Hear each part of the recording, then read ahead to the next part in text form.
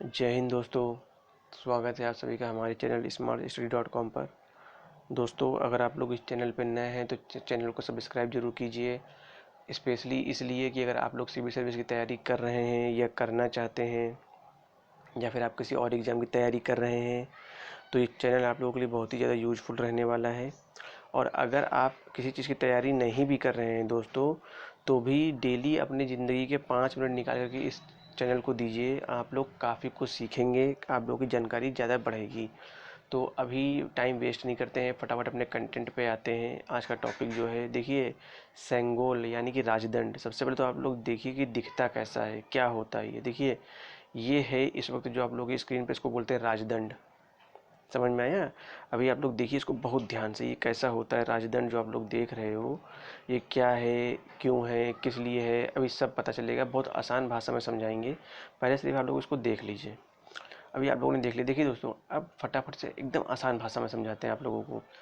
होता क्या है, जैसे कि मान लीजिए ओलंपिक जब शुरू होने वाला होता है तो ओलंपिक मसाल जो होती है वो देशों में घुमाई जाती है। आप लोगों को तो ये बात पता ही होगी। उसके बाद उस देश में आकर के रुकती है जिस देश में ओलंपिक को होना है। जैसे मान लीजिए टोक्यो में ओलंपिक हुआ तो टोक्यो में मसाल रुक गई, और अगले साल जैसे मान लीजिए बीजिंग में होना है ओलंपिक टोक्यो के बाद में, तो ओलंपिक ख़त्म होने के बाद में टोक्यो वो मसाल बीजिंग को हैंड ओवर कर देता है। ये दिखाने के लिए कि भैया देखो, अगले बार आप कंडक्ट करेंगे आफ्टर 4 इयर्स। आपके देश में, आपके राज्य में, आपके शहर में ओलंपिक होगा। ये बात पूरी दुनिया पता होती है कि 4 साल बाद ये अधिकार, ये राइट बीजिंग को दे दिया गया है, या किसी और कंट्री को, जापान को दे दिया गया है। मतलब वो मसाल ट्रांसफ़र करना ये बताता है कि अब ये राइट जो है दूसरी कंट्री को दे दिया गया है वो मसाल के रूप में। या फिर आप लोग कभी वर्ल्ड कप भी देखते हैं तो वर्ल्ड कप जो क्रिकेट का शुरू होने वाला होता है तो क्रिकेट की वर्ल्ड कप की ट्रॉफी सभी देशों में घुमाई जाती है, एयरपोर्ट्स पे ला करके रखी जाती है। अगर आप लोगों ने नहीं देखा तो कभी ध्यान दीजिएगा, ये बात आप लोग ध्यान दिए होंगे। ठीक है दोस्तों। तो क्या होता है, जब आप लोग ये चीज़ को ध्यान देंगे, देखेंगे, तो एक चीज़, जैसे ये ओलंपिक का हमने उदाहरण दिया और ये क्रिकेट का हमने उदाहरण दिया, बस सेम ऐसे ही ये सेंगोल है दोस्तों। ये जो सेंगोल है, ये ब्रिटिश शासन में राजा को दंड देने की जो शक्ति थी उसका प्रतीक था। जो राजदंड जो दिया जाता था लोगों को, बुरे लोगों को पनिशमेंट दिया जाता था, या कोई इंसान गलत काम करता था तो उसको सज़ा सुनाई जाती थी, तो ये राजा लेकर के बैठते थे ब्रिटिश शासन में। जो ब्रिटिश के लोग थे तो ये लेकर के बैठते थे, इसको राजदंड कहा जाता था, जो इंग्लैंड की शक्ति प्राप्त थी। तो जब अंग्रेज़ों ने भारत छोड़ा तो राजदंड को दिया भारत सरकार को, कि अब मतलब भारत सरकार बन चुकी थी तो अब जो है आप दंड देंगे। अब ब्रिटिश शासन चला गया था, अंग्रेज़ी हुकूमत ख़त्म हो चुकी थी, और अंग्रेज़ों को कोई राइट नहीं था दोस्तों कि वो इस चीज़ को जो है कंडक्ट करें, यहाँ पे आकर के किसी को पनिशमेंट दें। तो ये जब गवर्नमेंट बन गई थी तो भारत सरकार को उन्होंने ट्रांसफ़र कर दिया कि अब आप सत्ता चलाएंगे और जो है आप देखेंगे दोस्तों। ठीक है। तो जो है ये हो गया सेंगोल के बारे में, एकदम साफ शब्दों में, एकदम आसान भाषा में हमने आप लोगों को समझा दिया कि सेंगोल जो है क्या है, इसको क्यों कहा जाता है।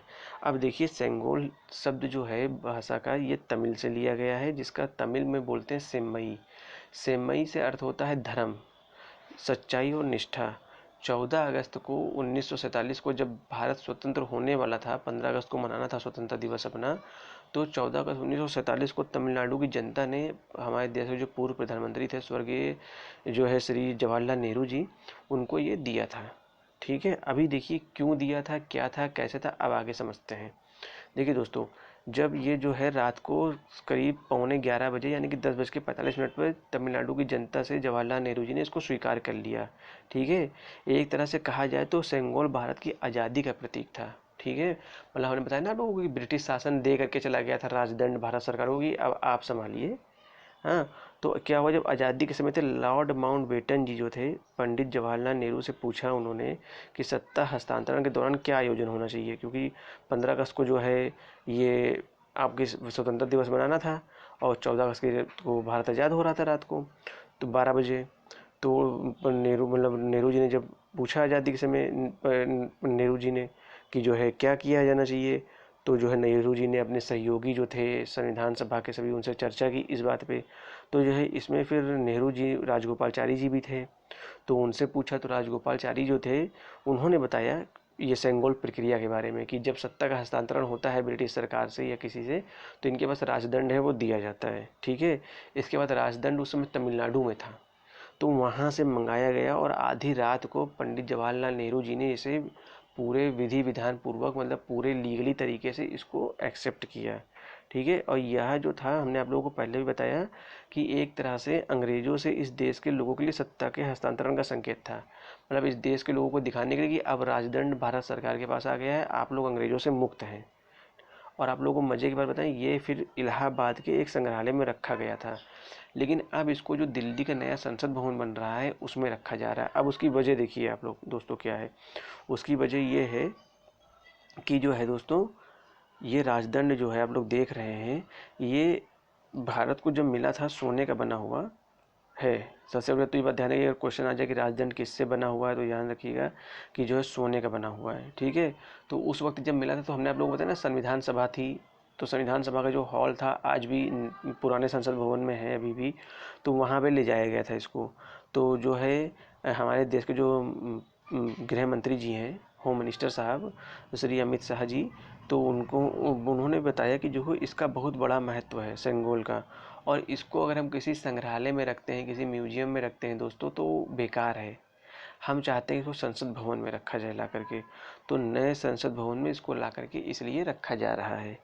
उम्मीद करते हैं कि आप लोग सेंगोल राजदंड समझ गए होंगे क्या होता है, कैसे सत्ता हस्तांतरण हुई भारत में। ठीक है दोस्तों, जब आप लोग एनसीईआरटी अगर पढ़ेंगे सिविल सर्विस की तैयारी करते समय, तो उसमें ये चीज़ दी हुई है। ये एक छोटा सा टॉपिक एनसीईआरटी का था जो ये उठा करके लाया गया आप लोगों के बारे में। और एनसीईआरटी सिर्फ इसलिए पढ़ने को बोलते हैं कि उसमें जैसे मान लीजिए आप लोग एक डेट पे कुछ पढ़ रहे हैं, तो उसी डेट पे आप लोग जब पीछे जाएंगे तो देखेंगे कि जैसे महात्मा गांधी जी भारत आ रहे हैं, है ना, उसी डेट में, सेम डेट में। तो जो है कई सारी चीज़ें ऐसे हैं, इसलिए बोलते हैं कि जो है एनसीईआरटी आप लोग पढ़िएगा ज़रूर। तो उम्मीद करते हैं दी गई जानकारी आप लोगों को अच्छी लगी होगी। अगर अच्छी लगी हो, पसंद आई हो, तो लाइक कीजिएगा, दिल करे तो चैनल को सब्सक्राइब कीजिएगा, अपने दोस्तों के साथ शेयर कीजिएगा। कोई राय हो, कोई जानकारी हो तो ज़रूर दीजिए कमेंट सेक्शन में। कोई सवाल पूछना चाहते हैं तो ज़रूर पूछिए।